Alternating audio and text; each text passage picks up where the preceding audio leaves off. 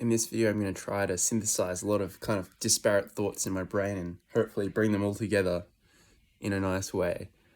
But what I kind of want to talk about is, well, it's the thing that when you're not really trying to do something, you're not trying all that hard, and then it happens like really easily, it comes really easily to you. But it's not a big deal, it's just whatever. And then there's something else, you're trying really hard, but it no matter how hard you try, it feels like sometimes you might even be going backwards or just making not very much progress like you wanted to. And I think it's kind of similar if I think of like beginner's luck. It's a similar thing because a beginner, it doesn't really have any expectations, they're not necessarily trying really hard or expect that it should be this hard or this easy. And they're just, going for it. And I sort of want to link this as well with this really interesting manifestation technique by, what's his name? This British guy, this famous old British guy in the manifestation space, Neville Goddard, that's his name. And this is called the No technique. And I find it psychologically really interesting. Basically, the thing is, with this one, is that you say, this isn't going to happen. This is not going to happen. I'm not going to do this, which is the opposite of a lot of manifestation advice. So this is the thing that potentially you want to happen, right? You're saying this is not going to happen. Definitely not. But all the while saying that, and I think in his technique, he advised even having reminders around your house that say that, you imagine doing that thing. And the idea is that inevitably, this I think is often structured as an experiment where the people even want to disprove it, so they will even try not for this thing to happen. But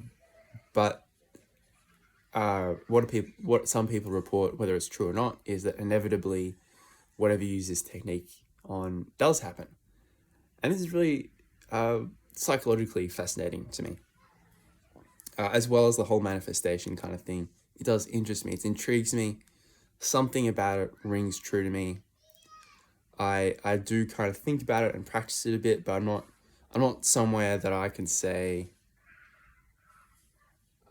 yes, I recommend it to you. But I'm more talking about some psychological aspects to this, and I do kind of believe in visualization in some ways, because people say it does activate the same neural pathways and the same emotions even, and as doing something.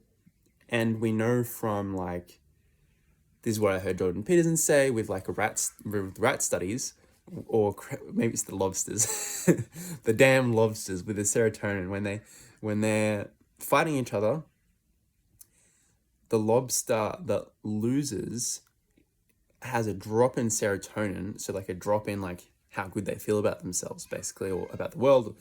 They're just down, and a boost of serotonin for the one that wins.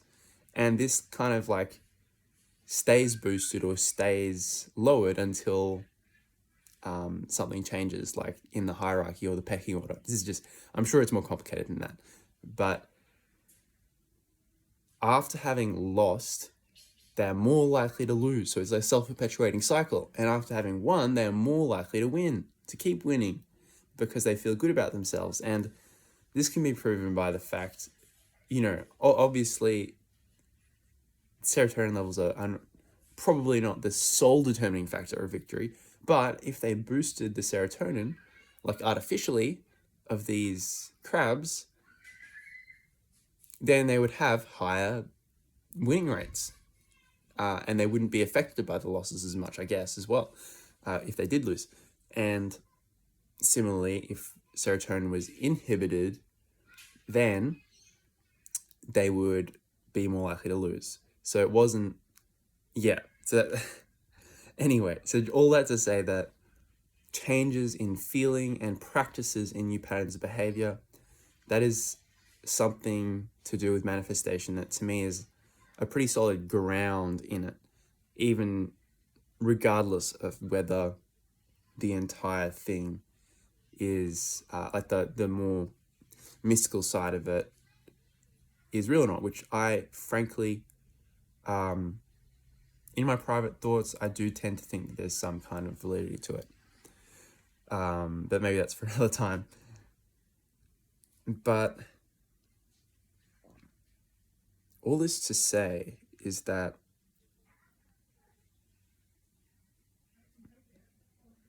I really am trying to pull a lot of things together in my brain here.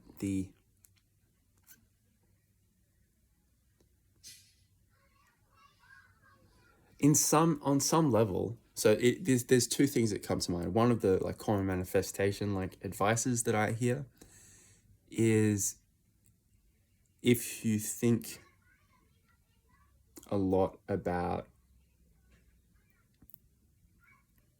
what you don't want, or like you feel sorry for yourself about what you don't have, what you're thinking about is bad circumstances, I guess, and that's what you might actually be perpetuating and calling into reality.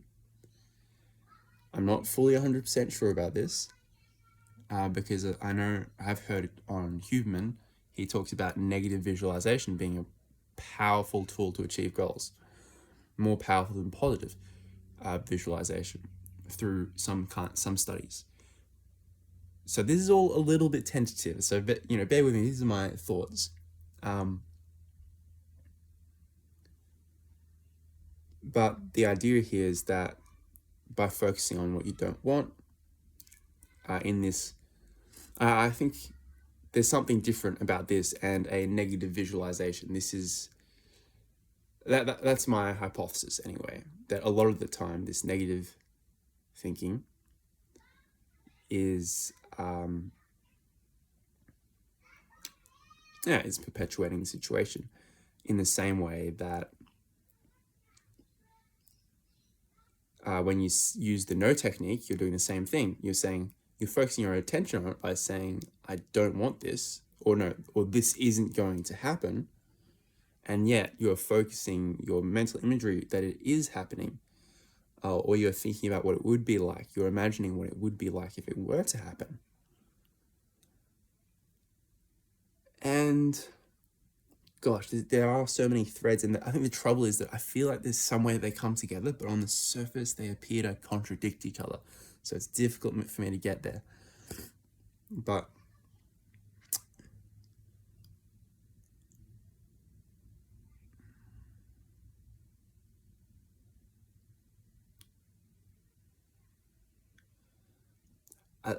I feel like there's two things that are a bit contradictory. One of them is, one of the reactions I think that might happen is this isn't going to happen, or you can't do this, or whatever. It's a bit like when you get dared by someone, like a kid, there's another kid says, you wouldn't do that. Do this, you wouldn't, You're too much of a scaredy cat. It's like, hang on a sec. I'm not a scaredy cat. Let me show you how much of not a scaredy cat I am by doing this. You see what I'm saying? And there might be something a bit similar subconsciously with the no technique. This isn't going to happen. And there's like this desire to prove it wrong. Like, what? This isn't going to happen? Like, even no matter if it's trivial or whether it's good or bad, even, it might work the same way. Like, well, I'll show you how much this is not going to happen. Here. Like this kind of thing. So that comes to mind. And there's something kind of opposite that comes to mind as well, if I can just remember what it was.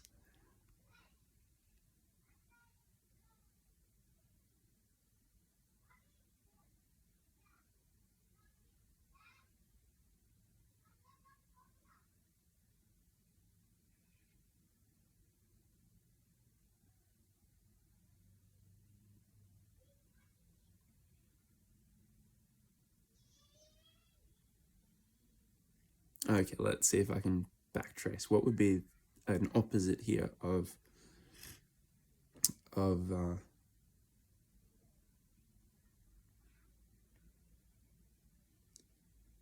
the proving wrong thing? So we're looking for more of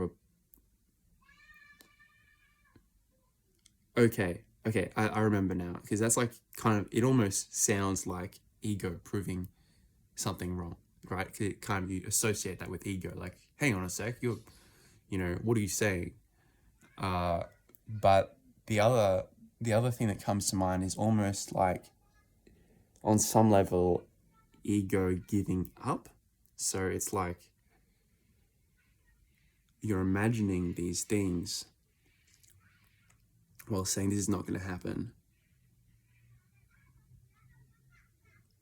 And when you say this is not going to happen, it deactivates the ego, because, oh, this isn't going to happen. So it lets maybe the subconscious mind handle it. So it's not thinking, okay, I need to do X, Y, Z, I need to plan this. And it might prevent some kind of psychological complexes from coming into it as well.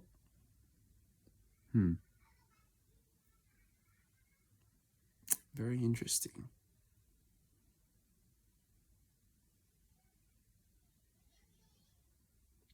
I would like to explore that complexes point, but I have a feeling that my speech would slow down to a rate that is not very listenable if I did that, because I would be so intent on trying to intuit into that subject, and that requires space and silence.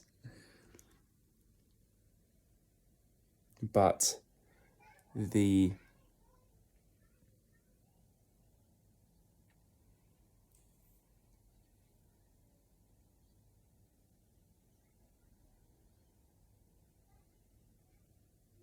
ego getting out of the way.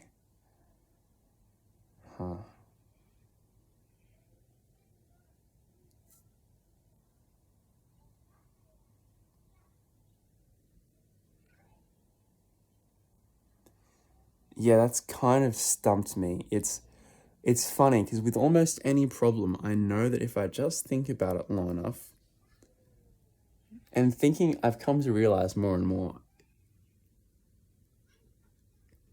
is just sitting with a topic in silence. It's really quite funny thinking. Well, this is one of the ways. There's many ways of thinking, many ways of interacting with the world, with one's mind. But it's so interesting how just sitting and being with a topic, which is basically just having nothing in your mind and waiting for the right, thought to come. All right, that was the one. Now I can sit with that. It's really weird how, I don't know. It's really interesting and weird and strange and lovely, actually, as well. I also wanted to just mention jinxes in this video, because I would always feel jinxed by my brother when I used to play games with him or ping pong, and he'd always be very self-disparaging, or often oh, I know you're gonna beat me today, I'm so rusty, oh, I'm playing so badly. I would get so annoyed, because he's always winning, he's always beating me, and he's always, oh, I used to get on my nerves so much. Or similar, he'd say oh, you're playing so well today, there's no way I'm gonna win. Or he would laugh at his own shots, kind of, and laugh at mine as well. Oh, but it just, I felt like he was cheating, honestly.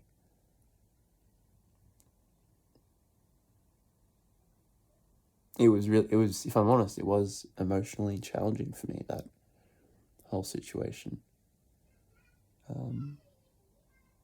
However petty that might sound.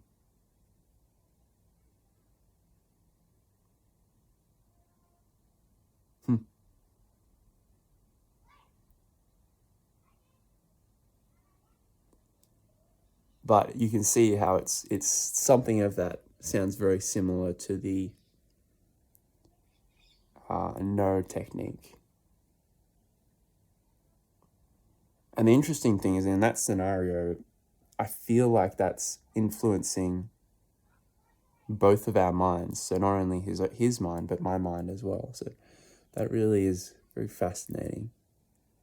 And I think it's also interesting how you can almost sometimes like counter the jinx, right? By saying, well, then it also gets complicated because I feel like you can kind of, because basically, I guess the jinx is basically mental energy of some kind that has been triggered or something. So I don't think it's about finding necessarily the mystical rules, but more the psychological rules. I'm not saying that the psychological rules might not also be mystical. I just think that starting with mystical in mind can, how to say, allow you to overlook certain things because you can just say words and feel good about them. And I don't know, like,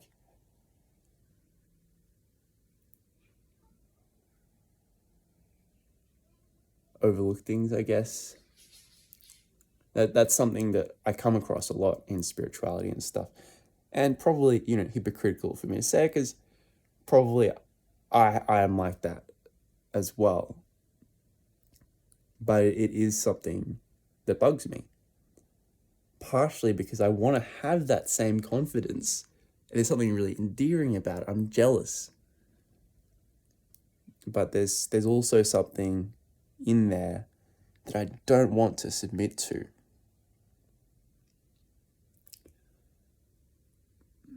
I know that there's levels to things where they can be true on one level and untrue on another level, but yeah. Yeah, I feel like I'm getting way off track now into areas that would take me a long time to get any sense out of myself verbally. But if you stuck along for the ride, thank you. I appreciate you being here with me. And let me know what's on your mind. And I hope to see you again, but if not, have a lovely life. Or if I see you again, have a great time till next time we meet. With that, I'm signing off. Take care of yourself, old sport, alright?